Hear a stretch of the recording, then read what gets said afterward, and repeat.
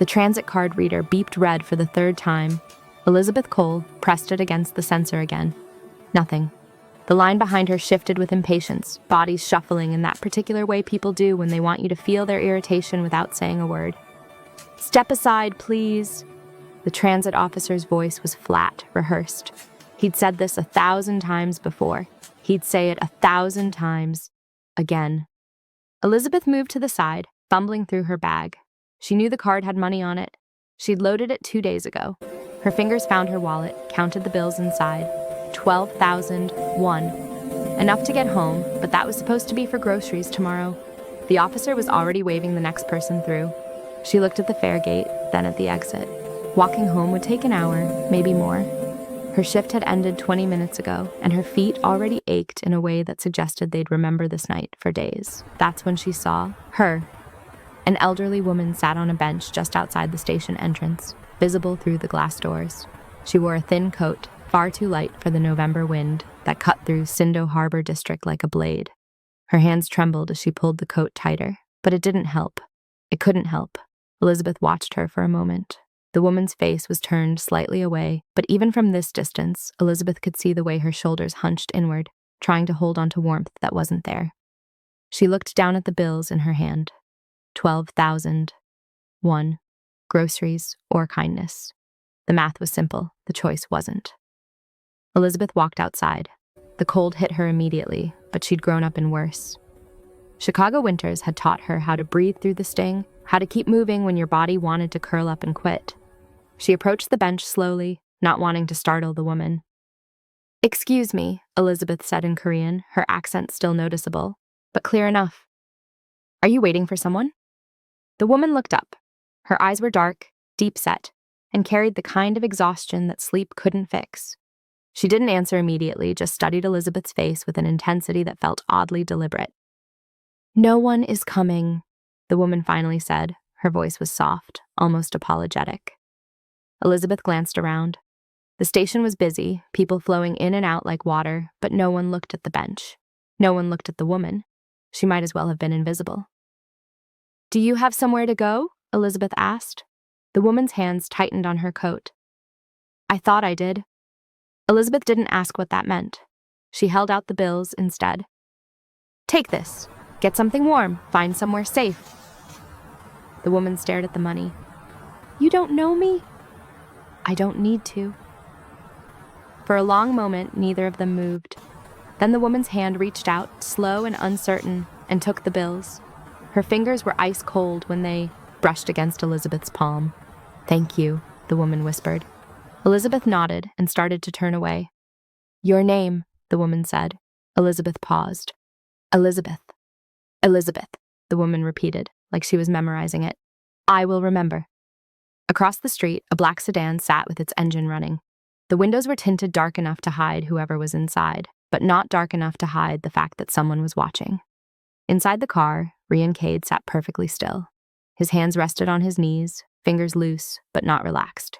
He'd been following his mother for 3 hours, ever since she'd slipped out of the house while the staff wasn't looking, again. He'd told himself he'd only intervene if she was in danger. That was the rule. Let her have her freedom, even if it meant watching her sit alone on a bench in the cold, even if it made his chest tight with something he refused to name. But then this woman had appeared. Elizabeth Cole. He'd already pulled her information before she'd even reached the bench. 28 years old, dual citizenship, night shift worker at a logistics warehouse, clean record, no debt, no family in Korea, no reason to give away money she clearly needed.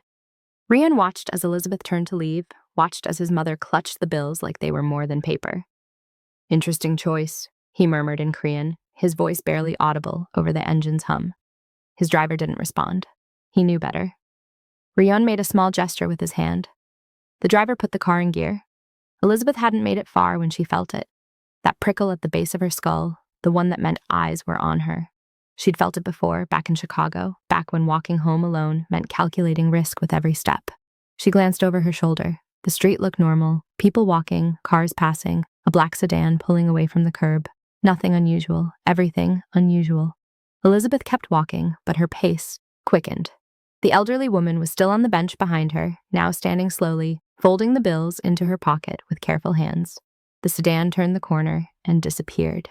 Elizabeth told herself she was being paranoid, told herself that giving away 12,001 didn't make her a target, told herself that kindness wasn't dangerous, but her hands stayed in her pockets, and her eyes kept checking reflections in storefront windows. The walk home took longer than an hour. 12,001. That's all it took to set everything in motion. Elizabeth didn't know it yet. If you're already hooked, smash that like button and subscribe to First Epic Tales by Liam so we know to bring you more stories like this. And trust me, you'll want to see where this goes. Let's continue. The schedule board had her name crossed out. Elizabeth stood in front of it for a full minute, staring at the red line through coal, night shift B. Her shifts for the next 2 weeks. Gone. Manager's office, someone muttered as they passed behind her. She found him at his desk, not looking up when she knocked on the door frame. Mr. Park. Can't use you right now. He kept his eyes on his computer screen. Overstaffed. You hired 2 people last week. Different department. I work multiple departments. Not anymore. He finally looked at her, and something in his expression made her stomach drop. Not anger, not annoyance. Fear. You should go home, Elizabeth. She wanted to argue, wanted to demand an explanation that made sense, but the way Park's hand trembled slightly as he reached for his coffee told her everything she needed to know. Someone had made a call. Outside, the black sedan was parked in the loading zone. Same model as the one from last night, same tinted windows. The license plate started with 07, which meant sole registration, which meant money. Elizabeth walked past it without looking directly at it. Her peripheral vision caught movement inside, but she didn't turn her head. She made it 3 blocks before her phone buzzed. Unknown number. She let it ring out. It buzzed again immediately. Text message this time. Your kindness was noticed. Elizabeth deleted it and kept walking. The bank manager smiled too wide when she asked about her account. Just a routine verification, he said, typing something into his computer with deliberate slowness. Should only take a few days. A few days to access my own money? Security protocols, I'm sure you understand. He wasn't looking at her anymore. We'll call you when it's resolved. Elizabeth understood perfectly. At the post office, her package couldn't be located. At the cell phone store, her contract couldn't be renewed without additional documentation she'd never needed before. At the corner store where she bought groceries, the owner suddenly didn't have change for her bill. No threats, no confrontation, just friction. Small bureaucratic walls appearing wherever she turned. She sat on a bench in the late afternoon, watching the sun turn the harbor water orange. Her phone buzzed again. This time she answered. Miss Cole? The voice was male, calm, speaking Korean with an accent that suggested education and old money. I hope you'll forgive the inconvenience. Who is this? Someone grateful. You helped my mother. Elizabeth's grip tightened on the phone. I didn't ask for gratitude. Nevertheless, a pause. The city can be difficult for those without connections. I'd like to make things easier for you. By making them harder first, a soft sound that might have been a laugh. A demonstration, nothing more. I don't want your help. Then consider it a gift. Freely given, no obligations. Everything has obligations. Perceptive. The voice warmed slightly, like she'd passed some unspoken test. There's a card under your door. Use it or don't. The choice is yours. The line went dead. Elizabeth stared at her phone for a long moment, then stood and started walking home. The card was matte black, no markings except a phone number embossed in silver. She picked it up, turned it over, nothing else. She set it on her kitchen counter and tried to ignore it. 2 days later, her bank account unfroze without explanation. Her schedule reappeared at work. The cell phone store called to say her contract was ready. Elizabeth took the card from the counter. The number rang twice before connecting. Yes? Not the same voice from before. This one was younger, female, efficient. I need to speak with him. One moment. The line clicked. Silence. Then, Miss Cole. Elizabeth closed her eyes. What did you do? Removed obstacles, as promised. I didn't use the card. You're using it now, she fallen. Wanted to hang up, wanted to throw the card away and pretend this wasn't happening. But her bank account was working again. Her shifts were back. The city had stopped resisting her. How far does this reach? She asked quietly. Far enough. That's not an answer. It's the only one I'm willing to give. A pause. You object to kindness when it comes from me, but you offered it freely to a stranger. Wusa. Elizabeth looked out of her window at the street below. Because she needed it. So do you. That's different. Is it? She didn't have an answer for that. There's a car downstairs, he said. It will take you somewhere safe. Someone you helped would like to see you again. Your mother. Yes. Elizabeth looked at the black card in her hand, thought about the old woman on the bench, shivering in a coat too thin for November, thought about the 12,001 she'd given away without hesitation, thought about the price of kindness when someone noticed. I'm not part of whatever you do, she said. I'm not asking you to be. Then what are you asking? The line was quiet for a moment. When he spoke again, his voice was softer. Just to let me say thank you properly.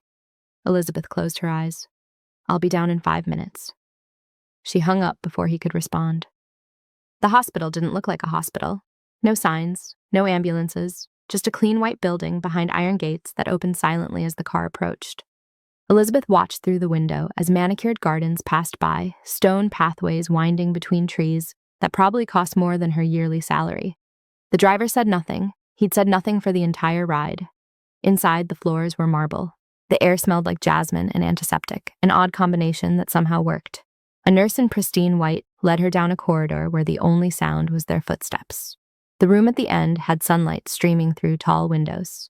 Madame Cade sat in a chair by the window, her hands folded in her lap. She wore a silk robe, the color of cream, and her hair was pinned back with jade clips. She looked nothing like the woman on the bench, everything like her. Elizabeth, she said, and smiled. Elizabeth stopped in the doorway. You're well. Thanks to you, Madame Cadis, gestured to the chair across from her. Please, sit. Elizabeth remained standing. You didn't need my money? No. The old woman's smile didn't fade. But you gave it anyway. That's worth more than you know. Is it? Elizabeth looked around the room. Or is this just guilt? Guilt? The voice came from behind her. Elizabeth turned. Rian Cade stood in the hallway, hands in the pockets of a charcoal suit that fit too well to be anything but custom. He was taller than she'd imagined, leaner. His face was composed, almost serene, but his eyes held something sharp. Gratitude, Miss Cole. Not guilt. Looks the same from where I'm standing. He stepped into the room, and Elizabeth noticed the way he moved. Deliberate, controlled, like every gesture was calculated 3 steps ahead. My mother has a condition, he said quietly. She forgets sometimes. Where she is, why she's here, she wanders. Madame Cade's smile turned sad. I remembered the cold, though, and your face. Elizabeth felt something shift in her chest. She sat down slowly. I'm not interested in being part of your world, she said, looking at Rian. Whatever this is, whatever you do. I'm not asking you to be. Then what do you want? Rian pulled a chair close but didn't sit. You gave freely when you had nothing to gain. In my experience, that's rare. It's called being human. In my world, it's called leverage. Elizabeth stood up. I'm leaving. Wait. Madame Cade reached out, her hand catching Elizabeth's wrist. The grip was surprisingly strong. He's not explaining it right. My son. She glanced at Ryun with something like exasperation. He doesn't know how to ask for things without making them sound like business. Ryun's jaw tightened almost imperceptibly. What she means, Elizabeth said, is that you want to buy your way out of feeling like you owe me something. No. Ryun met her eyes directly. I want to make sure someone who showed my mother kindness doesn't suffer for it. By controlling my life? By protecting it. Elizabeth pulled her wrist free, gently. I don't need protection. I need my life back the way it was. That's no longer possible. Rian's voice was flat. You were seen with my mother. You were noticed helping her. In certain circles, that means something. Then make it mean nothing. I can't, but I can make it mean something useful. He paused. Work with me. Let me establish a foundation in your name. Something legitimate. Public good.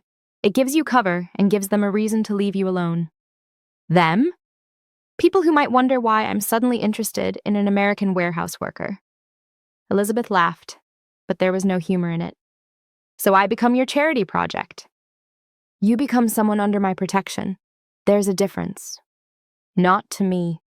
Madam Cade stood, moving between them like a referee. You're both too proud for your own good. She looked at Elizabeth. He's difficult, but he's not wrong. You helped me. Now others are watching. That's how this world works. I didn't ask for this world. Neither did I, Rian said quietly. Something in his tone made Elizabeth pause. She studied his face, looking for cracks in that controlled exterior. One foundation, she said finally. But I choose what it does. I choose who it helps. You fund it, but you don't control it. Rian's expression didn't change, but something flickered in his eyes. Surprise, maybe, or respect. Agreed. And when this is over, when whatever danger you think I'm in passes, you let me go. If that's what you want. It is. He extended his hand. Elizabeth looked at it for a long moment before shaking. His grip was firm, brief, professional.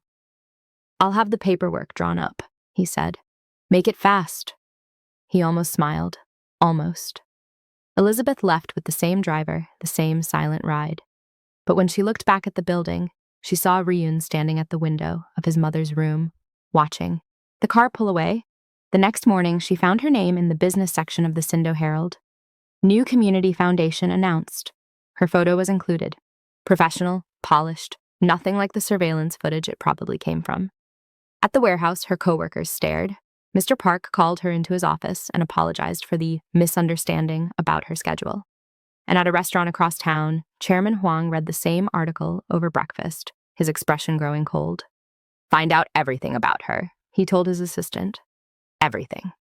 Chairman Huang chose the lobby of the Sindo Business Center for the encounter. Elizabeth was signing paperwork for the foundation when he approached, his footsteps deliberate on the polished floor. 3 men flanked him, all in identical dark suits. Miss Cole. His Korean was crisp, each syllable sharp. How fortunate to meet the woman everyone's talking about. She looked up from the documents. I don't believe we've met. Chairman Huang, I oversee several investments in this district. He smiled without warmth. Including this building. Elizabeth set down her pen. Is there something I can help you with? Just curious. He picked up one of the foundation brochures from the table, examined it like it was evidence. A warehouse worker establishes a foundation overnight. Very impressive, very unusual. Community support is unusual. When it comes with certain backing, yes. His eyes locked onto hers. Tell me, Miss Cole, what does Ryan Cade ask for in return? Lobby had gone quiet. People pretended not to listen while hanging on every word. Nothing you need to concern yourself with, Elizabeth said evenly. Huang's smile widened. An American who doesn't understand how things work here. How refreshing. He leaned closer, voice dropping. Let me educate you. When someone like Cade takes interest in someone like you, it's never charity. You're a tool, and tools get discarded when they're no longer useful. Elizabeth stood slowly. She was shorter than Huang, but she didn't step back. And men like you, she said quietly, think intimidation works on everyone. It doesn't. Huang's expression darkened. You should be very careful. Is there a problem? Rian's voice cut across the lobby like a blade. He stood near the entrance, hands relaxed at his sides. He'd arrived without sound, without warning. His driver waited by the door, and Elizabeth noticed 2 other men positioned at different exits. Huang straightened, his smile returning, but strained. Cade, I was just welcoming Miss Cole to the business community. How thoughtful. Rian walked forward, his pace unhurried. Though I'm certain she appreciates privacy while conducting foundation business. Of course, Huang glanced at Elizabeth, then back to Rian. I meant no offense. Yet offense was taken. Rian stopped beside Elizabeth, not touching her, but close enough that the message was clear. I trust it won't happen again. The silence stretched. Huang's men shifted uncomfortably. Finally, Huang nodded once. My apologies, Miss Cole. Chairman Cade. He turned and walked away, his entourage following. Elizabeth exhaled slowly. You didn't have to do that, she said. Yes, I did. Ryan watched Huang leave. He'll test you again, but not like that. Is this what my life is now? Power games and threats? Rian looked at her, and for the first time she saw something tired in his expression. For now, until the novelty wears off. And if it doesn't, he didn't answer. That night, Elizabeth found herself at the same bench where she'd met Madame Cade. The transit station hummed with evening commuters, but the bench sat in a pocket of relative quiet. She didn't hear Rian approach. He simply appeared, standing a few feet away.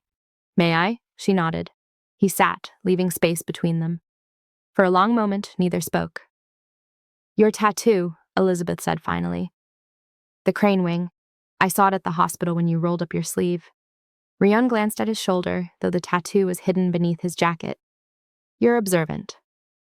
"What does it mean?" "Freedom. Flight." He paused. "Things I don't have." Elizabeth studied his profile. "You could leave, walk away from all of this." "Could I?" He turned to face her. "Could you? From your life, your choices. That's different." "Is it?" He echoed her words from days ago. "We're both trapped by the things we've done, the people we've helped, the debts we carry." "I don't carry debts to criminals." "No, just to yourself." His voice was quiet. "You gave away money you needed because you couldn't walk past someone suffering. That's its own kind of trap." Elizabeth felt something loosen in her chest. "Maybe." "Not maybe. Definitely." He looked back at the station. "I saw you that night. Watched you choose kindness over practicality. It's rare, worth protecting. Even if I don't want protection.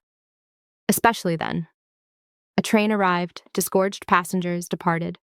The rhythm of the city continued around them. "The foundation will work," Rayon said. "You'll help people. I'll make sure you can." "And when Huang or someone like him comes for me again?" "They won't."